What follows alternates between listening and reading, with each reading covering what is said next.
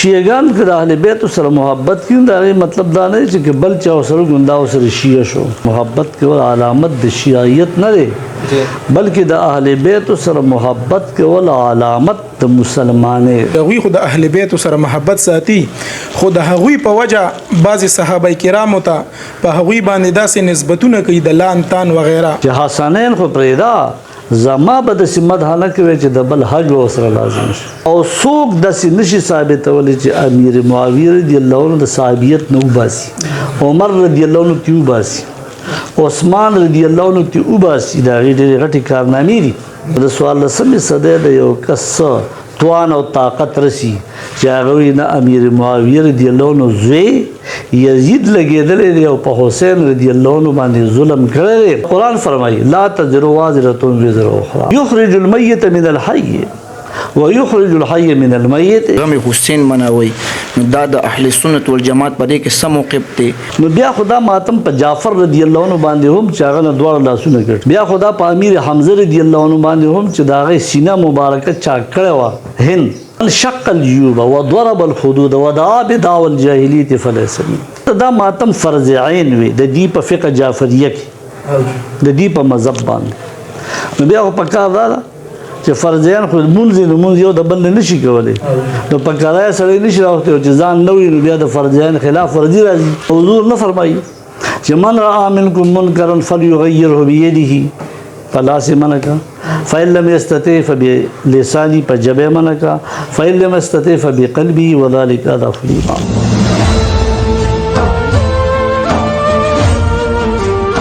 پروګرام علمی خبرو کې زه قربا صاحبزاده محمد جنید قادری تاسو سره بیا ستاسو په خدمت کې حاضر شوی یم. یقینا دین متین شریعت د وفادارۍ او د هموطن تابعدارۍ نوم دی او د صمیم قلب نه چې چا هم د دین سره وفا کړې ده د تاریخ په پاڼو کې د هغوی نوم سر فهرست دی. په دغه واقعاتو کې چې متعدد واقعات دي هغې کې یو ځانګړی حیثیت لرونکې واقعه هغه د شهید کربلا امام حسین علی مقام رضی الله عنه ده چې یقینا قیامت به قایم شي. خو دغه دردناکه واقعه به د عالم اسلام څومره هم چې امت مسلمه دی د هغوی پوړنو کې به همیشه دپاره زنده وي او قرباني به همیشه دپاره هغوی یادوي. په دغه بنیاد باندې مونږ غوښتنه د یو څو سوالاتو شوې ده د سوالاتو جواباتو یو سلسله په دې مرکه کې شاملو. هغې لپاره مونږ زمونږ د جامع سبحانی رضویې بانی و محتمم او د ممبر مرکزی رویت هلال کمیټې چې کوم زمونږ مرکزی کمیټې د هغې مرکزی ممبر او د هغې سره د متعددو خدماتو حامل شخصیت مراد زما د هغې نه والد ګرامی هغوی مبارک دي. هغوی به انشاءالله العزیز په پروګرام کې یو حصې ته ځو هغې کې به انشاءالله د هغوی نه سوالات کېږي د هغې جوابات به تاسو ته انشاءالله وړاندې کوو او یقینا چې ستاسو به په هغې باندې ډېره تسلي او تشفي وشي. راځئ چې پروګرام کې د هغې سوالاتو طرف ته لاړ شو.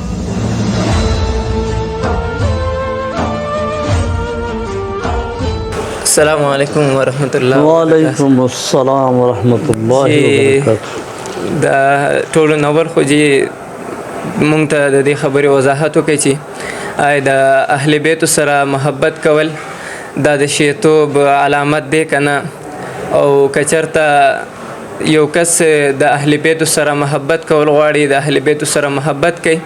نو هغه ته کم لیمټ او کم حد او کم دایره اختیارول پکار دي چې دغه انسان د اعتراضاتو نه د الزاماتو نه د دغه حد په بنیاد د دغه حد په وجه باندې هغه د اعتراضاتو نه بچ پاتې شي. ماشاءالله جزاکم الله. د موقع مناسب سوال دی ځکه د محرم میاشت ده او د محرم په میاشت کې د دې قسم خبرو اظهار ډیر کیږي څو پورې چې اهل بیت د نبی کریم صلی الله علیه وسلم دي نو یو خدا پیژندل دي چې دا اهل بیت چاته دي. دا اهل بیت نو مراد حضرت علی کرم الله وجهه، فاطمة الزهرا رضی اللہ عنہ او حسنین مبارکین لکه کله چې د اهل کتاب سره د مباهرې آیت کریمه نازل شو چې ندعو ابناءنا و ابناءکم الى آخر الآیه نبی علیہ السلام علی رضی اللہ عنہ وغوښتو فاطمة الزهرا رضی اللہ عنہ وغوښتا حسنین رضی اللہ عنہما وغوښتو او بیا عرض کو اللهم هؤلاء اهل بیتی خدا زما اهل بیت خدا یعنی علی رضی اللہ عنہ فاطمة الزہرا رضی اللہ عنہ حسنین مبارک یو بل حدیث مبارک کی راضی چی نبی کریم صلی اللہ علیہ وسلم تشریف فرما رہے او دا حدیث عائشہ صدیق رضی اللہ عنہ روایت کرے ویجزومو نبی کریم صلی اللہ علیہ وسلم پزان صادر را خور کرو او تشریف فرماو علی رضی اللہ عنہ تشریف راوڑو فادخلہو اغیب صادر کی داخل فاطمة الزہرا رضی اللہ عنہ تشریف راوڑو اغیم داخل حسنین و مبارکین و تشریف راوڑو اغا دوارم صادر کی داخل کرو اور یہ او فرمائل هذا اہل بیتی دا زما اہل بیت تھی او آغا آیت کریمه الوستو چه پاگی کی دا اہل بیتو دا صفائے ذکر دے لیذهب عنکم الرجس اہل البیت ویطہرکم تطہیرا محبت دا اہل بیت سره کول ځکه پکار دي چې دا د نبی علیہ السلام اولاد دي او د نبی علیہ السلام ډیر خوښ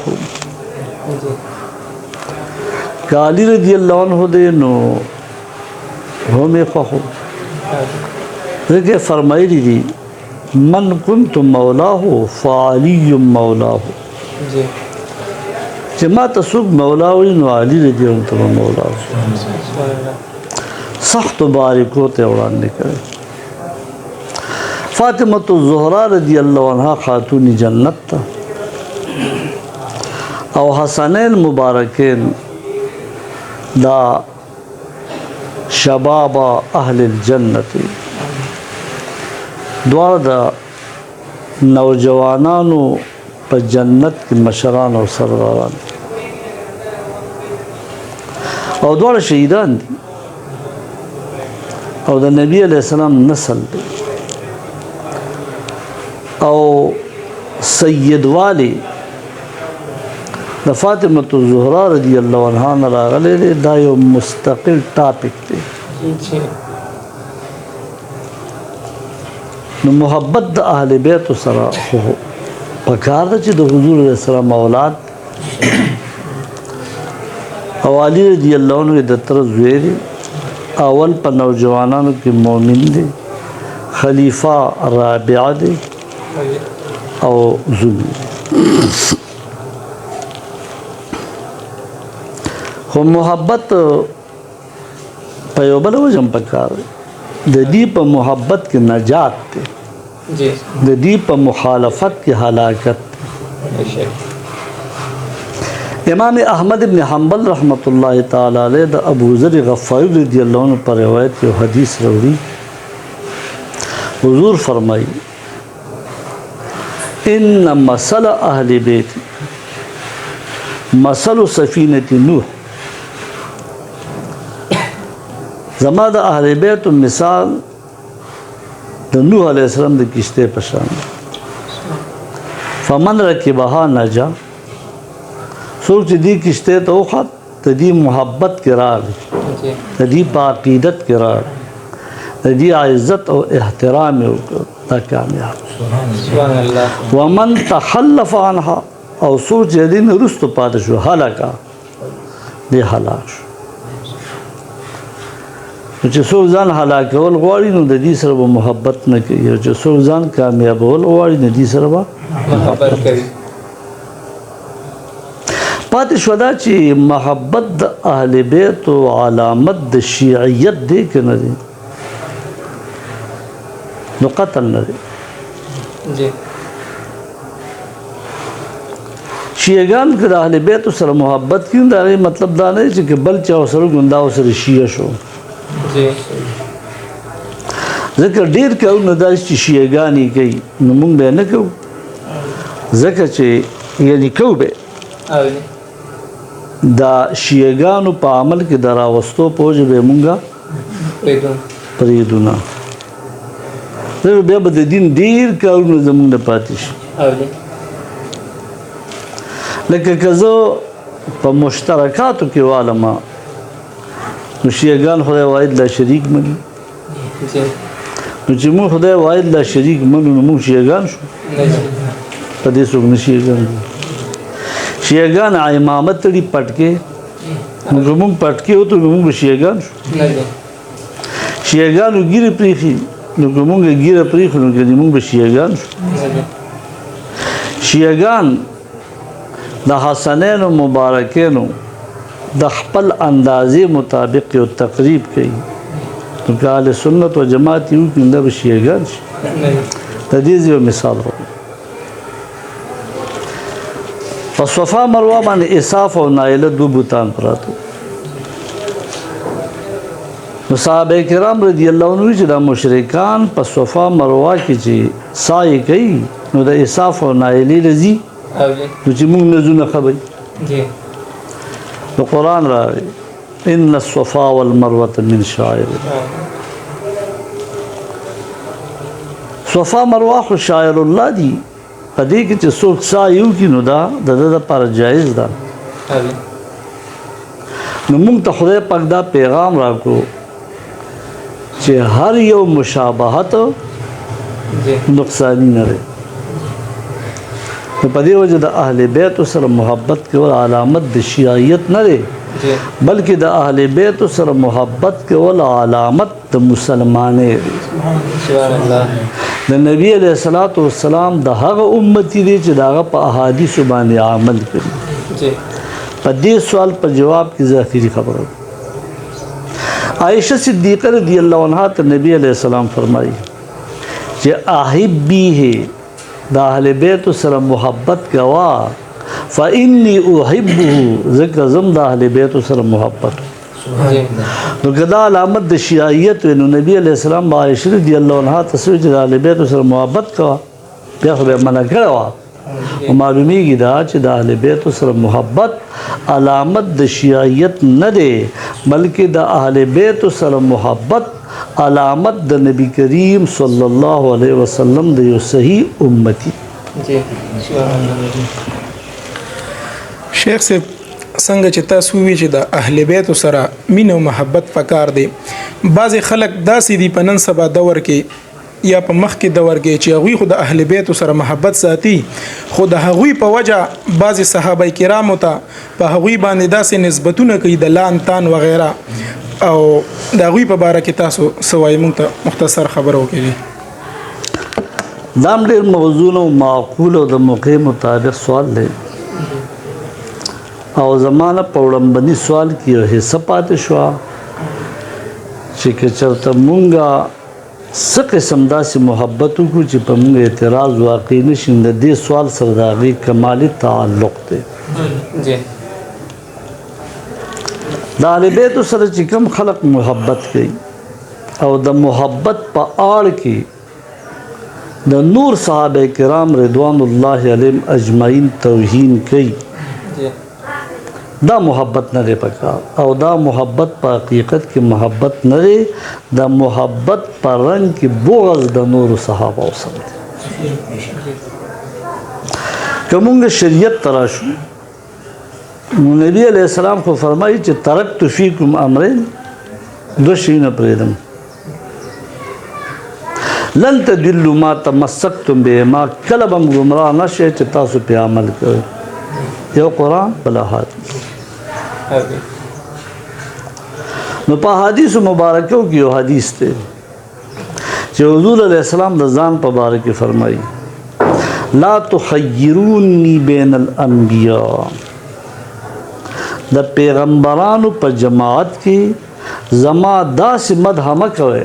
چې د هغې سره د بل کمزوري لازمه راشي حضور فرمایي چې زما به داسې مدح نه کوي چې ورسره د بل پیغمبر د زماني کمزورتیا ثابت د دې مطلب دا چې څوک د حضور مدح کوي نو تقابل به نه کوي زه مثال درکړم څوک به داسې نه وي چې موسی علیه السلام غوښتې وه چې ما ته د الله ملاقات نه وه خو زموږ پیغمبر علیه السلام یې غوښتې معراج ته ملاقات دې د نبي علیه السلام صفات بیان کی چې دونه لوی هستی چې خدای اسمانونو ته خپل ملاقات له وغوښته په مقابله به د موسی علیه السلام سره نه کړي لیکن په دې کې یو قسم ته کمزوري راځي ها که په داسې انداز کې وکړي چې دا ملاقات د الله دومره لوی ګران کار دی چې د زمانې یو پیغمبر غوښتې وو بیا هم هغه مطالبه نه ده پوره شوې او نبی علیه السلام خدای پاک ته ملاقات ورکړه نو موسی علیه السلام کمزورتیا به نه راځي لہذا دا حدیث کې موږ مخې ته کړو چې دا د حسنینو مبارکینو د نیکه حضرت محمد مصطفی صلی الله علیه وسلم فرمان دی چې حسنین خو پرېږده زما به داسې مدح نه کوي چې د بل حج به ورسره لازم شي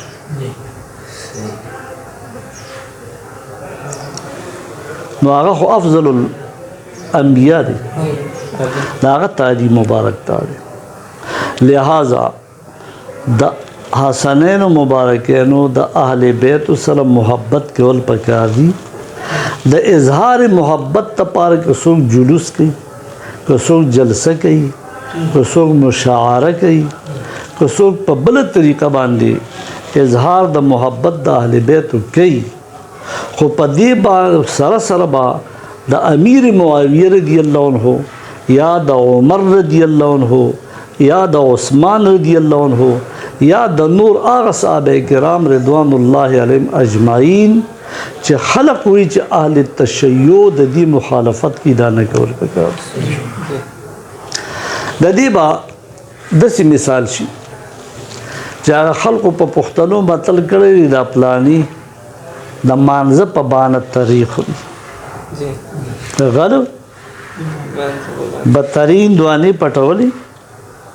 نو چې مالک به پیراغی نو په مانزه به ودرېدو نو مونځ خو په حقیقت کې نه کوو نو انما الاعمال بالنیات دی نو که دوی دا بانه جوړي چې موږ د اهل بیتو محبت د هغې دپاره یو تقریب کوو او بیا پکې لګیایي دا نور صحابه کرام توهین کوي نو دا به په حقیقت کې محبت نشي بلکې بغض حسد کینه د نورو صحابه کرام رضوان الله اجمعین بشي او ځان به په ګناه کې راولي پاتې شو دا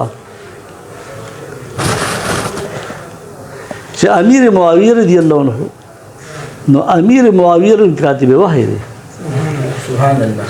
کاتب وحی د امیر معاویه رضی الله عنه ډېر احادیث منقول دي کله چې په اسماء الرجال کې د صحابه کرام رضی الله عنهم ذکر کی د امیر معاویه رضی الله عنه ذکر پکې لہذا امیر معاویه رضی الله عنه توهین به په دې اړ کې څوک نه کوي بس خپل د اهل بیت د محبت اظهار دی کی امیر معاویه عمر رضی عثمان رضی الله تعالی عنهم دا ذکر دې نه کوي چې په خیر نشي کوي په بد دی کوي لہذا د اول سوال سره ریلیټډ چې کوم خبره وا چې مونږ څنګه محبت وکړو نو مونږ به داسې محبت کوو چې په هغې کې د بل چا توهین او حج و لازمه نشي لہذا مونږ به د اهل بیتو عزت او د قدر خبرې هم کوو او د عمر عثمان امیر معاویه رضی الله تعالی عنهم یا د ټولو صحابو به هم کوو بیا یو حدیث مبارک تی چې نبی علیہ السلام فرمای الصحابة كلهم عدول صحابه ټول عدول بیا نبی علیہ السلام فرمای اصحابی کالنجوم زما صحابه د ستورو پشان دي فبأيهم اقتديتم اهتديتم په کوم صحابي پسې جلال لار دي بیا او څوک داسې نشي ثابتولی چې امیر معاویه رضی الله عنه د صحابیت نه وباسي عمر رضی الله عنه تی وباسي عثمان رضی الله عنه تی وباسي دا ډېرې غټې کارنامې دي نو چې کله دا پاتې دي صحابه کرام رضی الله عنهم او هغې ته خود نبی اسلام څه ویلي دي ستوري او هغې ته نبی علیه السلام څه ویلي عدول او خدای ورته څه ویلي رضی الله عنهم ورضوا عنه نو د څوارلسمې صدۍ د یو کس توان او طاقت رسي چې هغه وایي نه امیر معاویه رضی الله عنه زوی یزید لګېدلی دی او په حسین رضی الله عنه باندې ظلم کړی دی لہذا موږ د امیر معاویه رضی الله عنه بد بیانو نو قرآن فرمایي لا تزر وازرة وزر اخرى د یو بوج څوک په بل یخرج المیت من الحی ويخرج الحي من الميت د کافر نه مسلمان پیدا د مسلمان نه کافر د امیر معاویه رضی الله عنه یو صفاک او ظالم انسان یزید پیدا شو د یزید بد بوایو او د امیر معاویه رضی الله عنه دلته زیو وضاحت کوم ځینې خلک په دې موقع د امیر معاویه رضی الله عنه تقریبات شروع کی دام نه راځي ولې مقتضى الحال تبغور موقع محل تبغور لكل مقام مقال دی نو په میلاد په دغه باندې څوک د اهل بیت تقریب نه کوي د بزرګان آراس نه کوي بزرګان دین آراس نه کوي په هغه ځای کې میلادونه کیږي په بیت الله شریف کې زیات ذکر د الله کیږي په مدینه منوره کې زیات درود شریف ویل شي موقع مناسبت ته وګورئ نو که چېرته څوک داسې کوي چې په محرم کې د امیر معاویه رضی الله عنه تقریبات مناوي نو په دې کې هم د اهل بیت سره د بغض او د کینې یو بوی راځي اهل سنت و جماعت به په داسې طریقه باندې دا محبت اظهار کوي چې نه ورسره د امیر معاویه رضی الله عنه حج لازم شي او نه د اهل بیت سره بغض لازم شي مفتی صاحب محترم د بعض خلک د اهل بیت محبت کې دومره تجاوز وکړي چې د هغې په محبت کې ماتم کوي یا غم حسین مناوي نو دا د اهل سنت والجماعت په دې کې څه موقف دی یعنې مونږ ته وضاحت په دې کې وکړي او دا هم یو ضروري سوال دی او زه به دا ویم چې اهل السنت والجماعت دا خو یو حق جماعت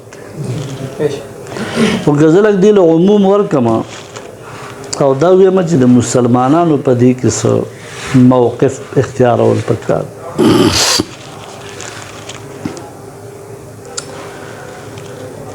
نو ماتم مناول په خپل بچی نه دی پکار ماتم مناول ممنوع دی نو په شهزادګانو باندې ماتم مناول خود سره مناسب نه دي چې هغه حسنین مبارکین رضی الله عنهما زموږ شریعت سره چې د درې ورځو نه بعد به تعزیت به ختمي دغه مړ وشو او یو جنرال یو عام مړ وشو هغه یو خاص هستی دم نه بزرگ نه دی ولی نه دی قطب نه دی غوث نه دی نبی نه دی د زمانه بلکې یو عام مړی دی مسلمان درې ورځې پورې موږ ته نبی علیه السلام اجازت راکړی دی چې تاسو به تعزیت کوئ شریعت وی په څلورمه ورځ باندې به ځای بدلې که ناخبر یې څوک وغیره شي خیر دی تعزیت دی وکړي خو ځای به یعنې اهتمام به ختم شي او په دې زمانه کې یو کار کېږي زه د هغې طرف ته هم ستاسو او د دې ناظرینو سامعینو توجه مبذول کومه چې مرثي لیکلی دا مرثي ممنوع دی دا مکروه عمل دی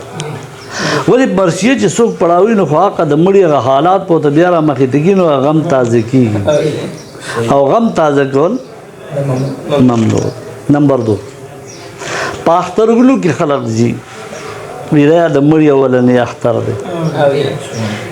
شریعت دا منع کوي ځکه اور اوبه نه یوځای کېږي اختر خوشحالي ده او ته پکې د غم خبرې کوي نو لکل مقام مقال نشو مقتضى الحال ته دی ونه کاته او د موقع مناسب کار دی ونه او هغه قربانو ورثه چې د مړي د غم په دې اختر باندې بدل شو په اختر باندې غلط شو او دا هغه ذهن ټوټل خوشاله طرف ته دی او تا وتا غم راته چې کله زموږ شریعت دار چې د 3 ورځې نه بعد به تعزیت نه کی کله زموږ شریعت دار چې غم باندې تازه کی کاغه د مرثیه په صورت کې دی که د تقریب په صورت کې دی که د تعزیت په صورت کې دی او دا د یو عام مړي لپاره نو خاص چې هغه شهیدان دي هغې ته اړو مونږ مړه وایو نه لا تقولوا لمن يقتل في سبيل الله اموات دا اړو مړه نه دي یرزقون فرحین بما آتاهم الله من فضله دې ته جنتي رزق ورکړي دي او بیا خو حسنین مبارکین یا اهل بیت دي په ځای د دې چې موږ د هغې خوشحالي مناو کړو د هغې غم او ماتم او بیا ماتم هم په هغه طریقه چې بدرجې اتمي دا قطعا ممنوع دی تاسو به چې غم بدرجې اتم څه شی غم او ماتم دام دی چې کینی او خپري د خپګان خبرې کوي په هغه ورځ خوشحالي نه کوي په هغه ورځ ښې جامې نه اچوي خو بدرجې اتم دا دی چې په ځان راکېږي چې یاره هغې شهیدان شوي دي او په هغې باندې به داسې تکلیفونه توی نو په مونږ هم دي نو بیا خو دا ماتم په جعفر رضی الله عنه باندې هم چې هغه نه دواړه لاسونه ګډ کړي بیا خو دا په امیر حمزه رضی الله عنه باندې هم چې د هغې سینه مبارکه چاک کړې وه هند او د هغې زړه یې رایستی و او په بېدردۍ باندې او څومره شهدا چې دي په کار چې د هغې غمونه موږ منو یو د دې دا ماتم او دا غم او غم د چا د نبی اسلام د نسو مبارک نو په ځان خوشحالي په غم باندې بدلول دي شریعت دا ممنوع کړي خو حضور فرمایي د یو عام مسلمان په باره کې من شق الجیوب وضرب الحدود ودعا بدعوى الجاهلیة فلیس منه دونه سخت الفاظ د نبی صلی الله علیه وسلم فرمایلی دي چې چا په وخت د غم کې مخ په سپیړو په ځان یې راکېښودې ګریوان یې څیرې کړو جامې ځان لوشلولې او بېدینه خبرې و بس خدای زه دې لیدلم په بل چا دې مرد نه راوړ مثال حضور فرمایي دا زما امتي نه دي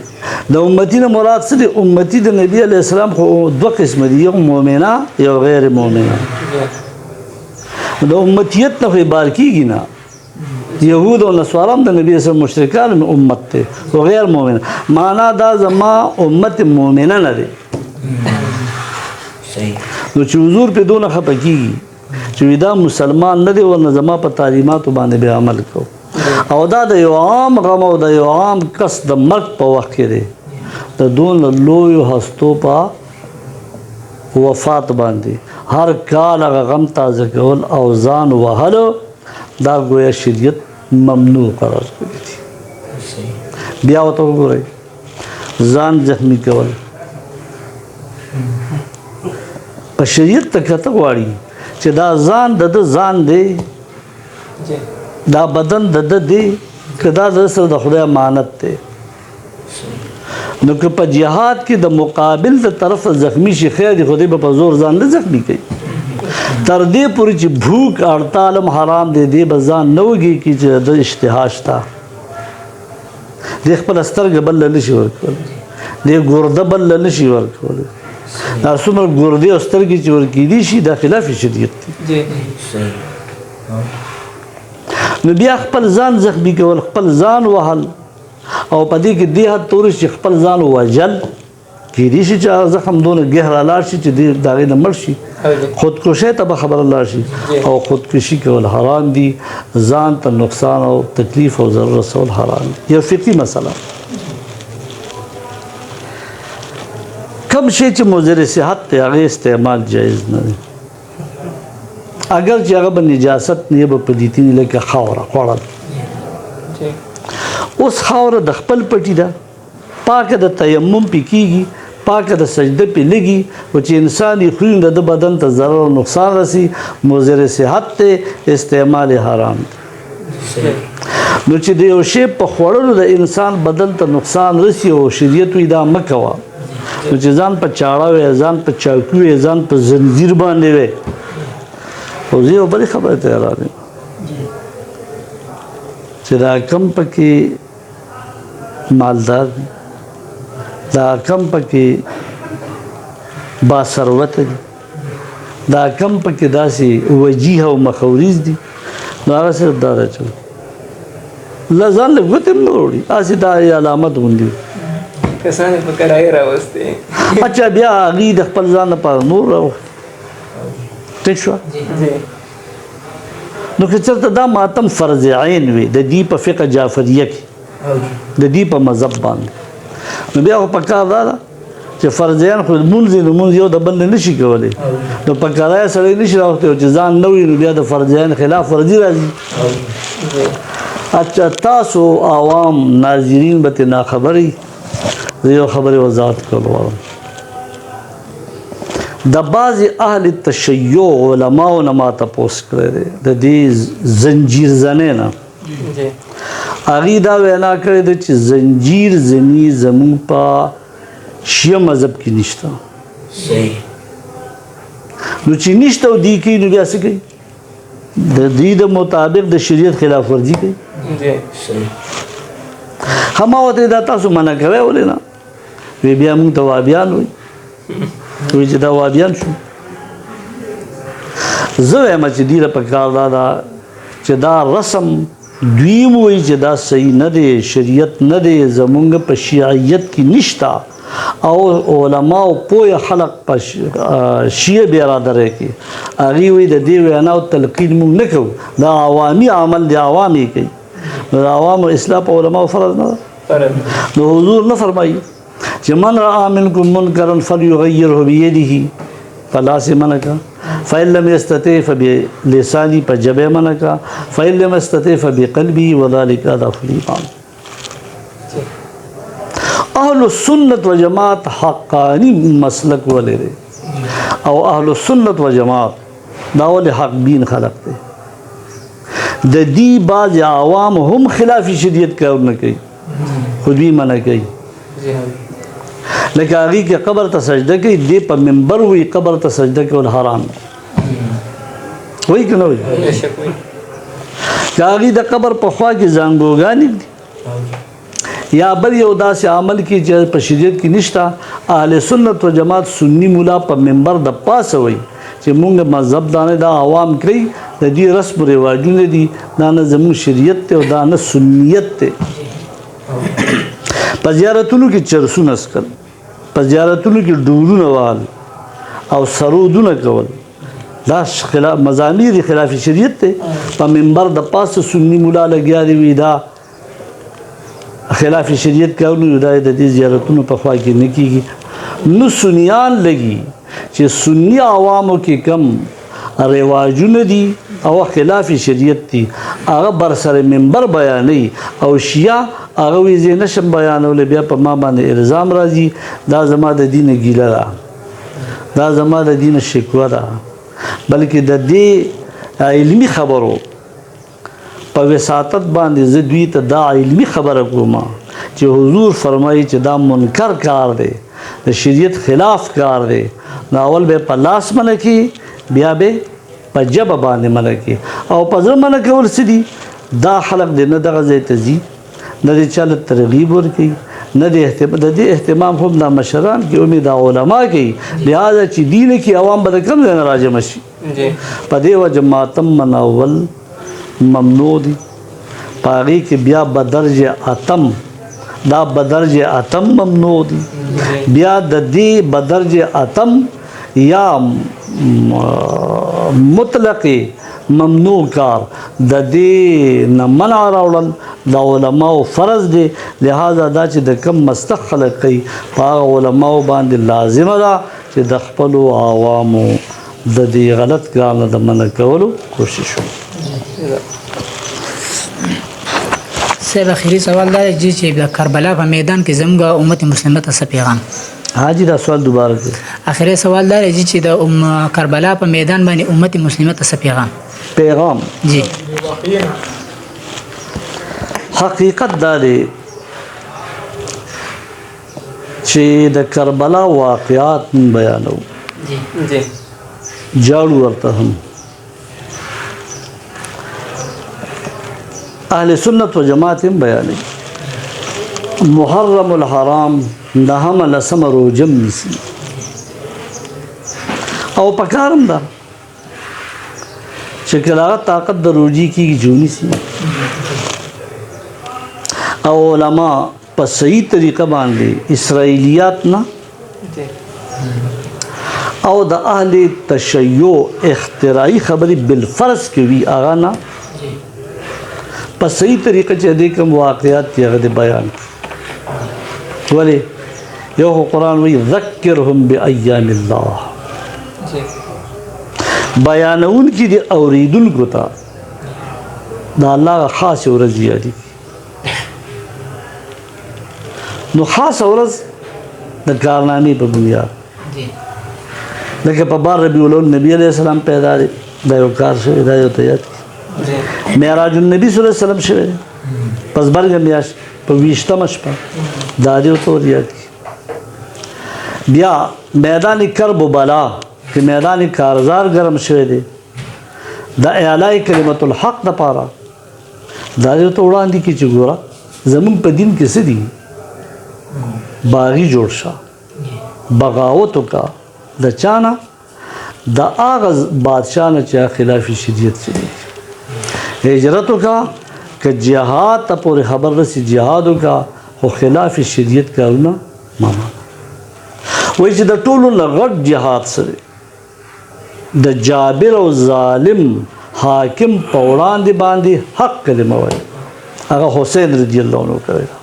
دا هغه ملګری کړی عمر رضی الله عنه چې کله خلیفہ وخت شو نو ویلې که تاسو په غلط لار شو عمر په تور سمي خو که عمر په غلط لار شو رضی الله تاسو بس کوي یو کس پاسې زمو سره تورست معنا دا چې دا د عمر رضی الله عنه رعایا چې په عمر رضی الله عنه کې بالفرض او تقدیر خلاف شریعت کار نو ویلی نو عمر رضی الله ته په خپل باندې لار سم کړه دی به بغاوت کوي دا بغاوت په حقیقت کې بغاوت نه دی د پنځ بغاوت ته پنځ د الله باندې یو شرعي امر او یو شرعي کار لہذا میدان کرب بلا مونږ ته دا پیغام راکړي چې تاسو هر وخت د حق کار ویلو د هغې د بد کار د منع کولو ته تیار اوسئ په تاسو باندې با امتحانات راځي په تاسو باندې به هجرت راځي په تاسو باندې به قرباني راځي په تاسو باندې به گویا چې جهادونه راځي سرونه کټ کول به راځي په تاسو به ظلمونه راځي او یو تاسو به خلاف شریعت امور او خلاف شریعت کارون ته نه تیارېږي دا مونږ ته یو د میدان کرب و بلان یو تعلیم دی د میدان کرب و بلان مونږ ته یو پیغام دی چې حسین رضی الله عنه د هغې ملګرو باطل ونه منو او د حق دپاره هغې خپل سرونه هم قربان کړه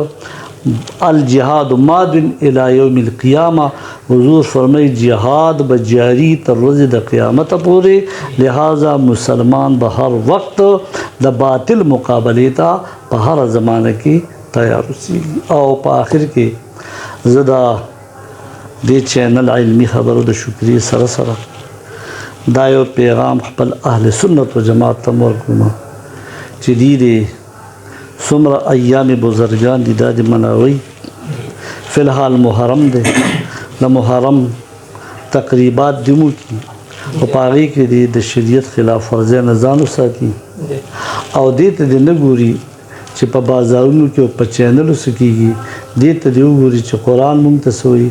احادیث مونږ ته سوی او زمونږ کتب معتبره مونږ ته سوی که زمونږ هر تقریب هر یو عمل د شریعت مطابق شو بیا به الله د شپې باران وري او د ورځې به شینکی چې خلک خپل کارونه لري وما علیا الا البلاغ المبین زه پر بیا شکریہ